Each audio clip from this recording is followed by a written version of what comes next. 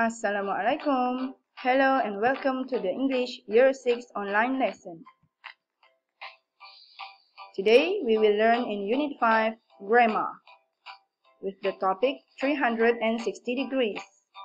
By the end of the lesson, you will be able to write sentences using simple present tense correctly. And you will be successful if you are able to complete the sentences using the correct form of verb. So before we start, you can take out your textbook and open page 48. Ready with your textbook? Let's go. So, do you still remember what is simple present tense? Ingat lagi tak apa tu simple present tense? Benda ni kita dah belajar dari tahun 4. Okay, let me remind you. Simple present tense used to show habits, regular actions, or to refer to present time. Or, it is used to state general facts. Okay, simple present tense ni kita guna untuk menunjukkan rutin harian ataupun aktiviti yang biasa kita buat ataupun untuk merujuk kepada masa sekarang.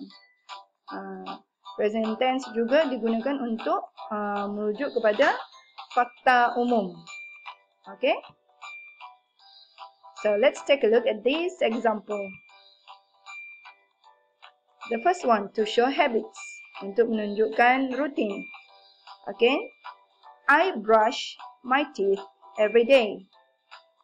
So you can see the pink word there, brush. Berus. Saya berus gigi saya setiap hari. Brush. To show regular actions, untuk menunjukkan tindakan yang biasa dibuat. She teaches English every Saturday. Teaches, mengajar. She teaches English every day, every Saturday. Next, to show present time, untuk menunjukkan masa sekarang. Okay, look at the bears, the we bears.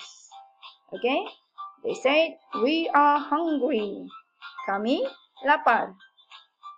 We are hungry. That's why they eat a lot. Okay, we are hungry. To state general facts, untuk menyatakan fakta yang umum. Example, the earth is round. The earth is round. Okay, bumi ini bulat. The is word. To state general facts, untuk menyatakan fakta. Okay, fakta umum. Birds have wings. Burung ada sayap. Okay, burung ada sayap. So that's the examples of using the simple present tense. So the pink words, tengok pada perkataan pink, itu yang berubah-ubah untuk menunjukkan benda tu present tense, masa sekarang. But how we want to identify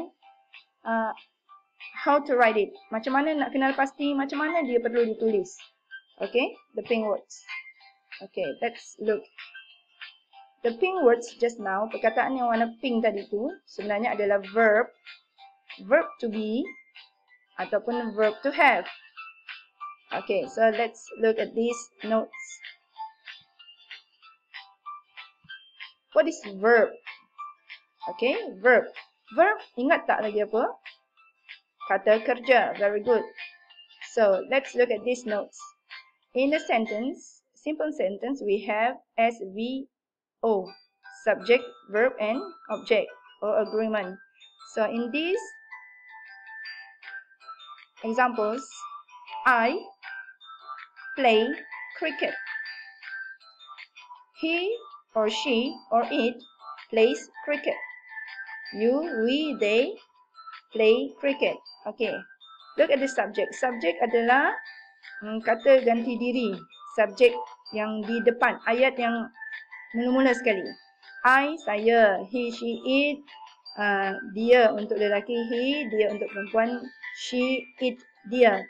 Okay. You, we, they. You, awak, kamu. We, kita. They, mereka. Okay. Yang berubah adalah verbnya. Okey, objeknya cricket. Cricket ni tahu apa? Cricket adalah permainan bola kriket. Okey, cricket. You can search in the Google later. Okay, so let's focus on the verb. Fokus pada verb play kat sini. Bila kita guna I, play, tak ada S. Walaupun I ni seorang, dia tak ada S. Singular but exception. Dia satu, tapi ada pengecualian, dia kata. Kenapa? Because sepatutnya, yang seorang, example he, she, it ni seorang, bila ada verb, perlu tambah S. Jadi kena ingat, untuk subjek yang satu je, verb perlu tambah S. Bila subjeknya lebih dari satu, you, we, they, verbnya balik kepada asal, tak ada S. Okay? Jadi, I ni pengecualian. I ni istimewa. I walaupun satu, dia tetap play, tak ada S.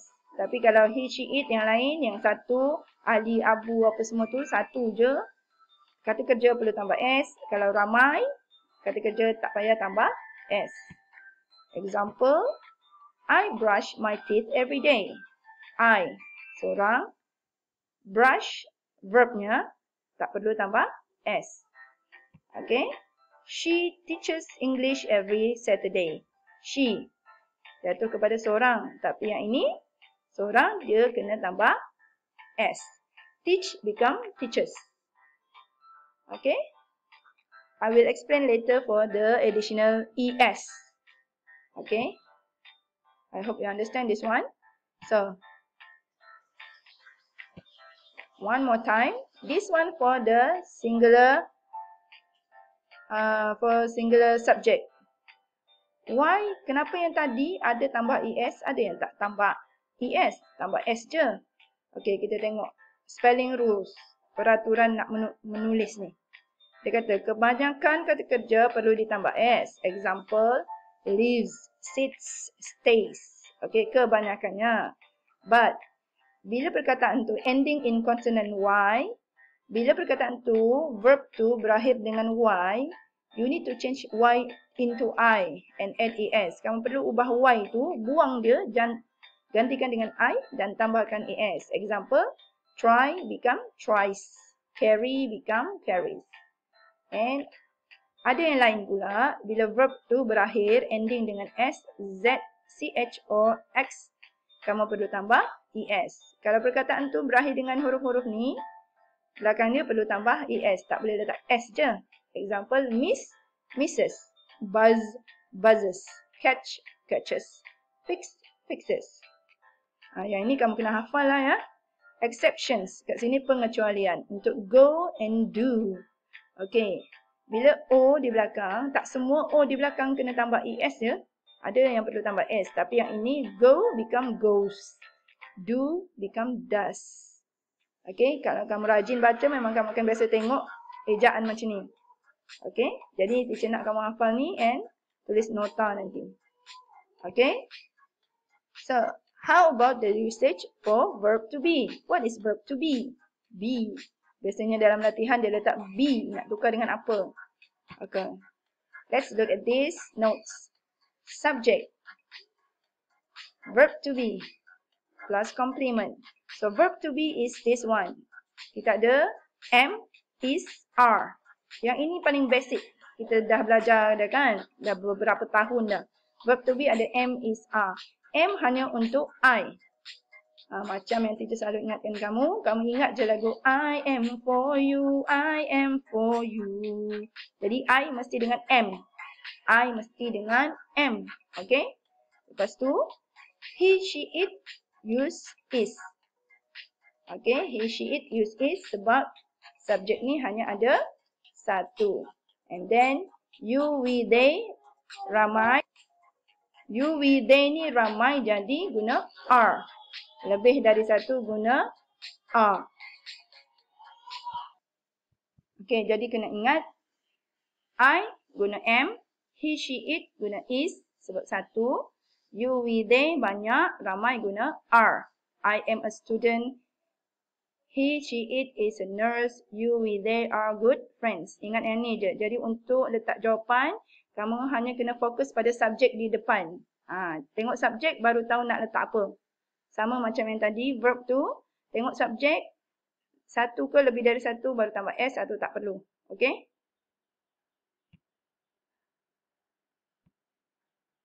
Example, we are hungry. We use are, kita guna are sebab we. We ni ramai. Okay, jadi we use are, guna are. We are hungry. The earth is round. Okay, guna is sebab the earth ni satu je.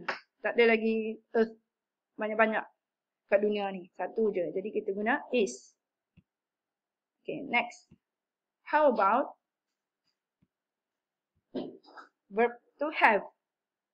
Okay, verb to have ada dua. Kita ada have dengan has. Okay, kena ingat je, ini kena hafal. Have ni untuk I, you, we, they.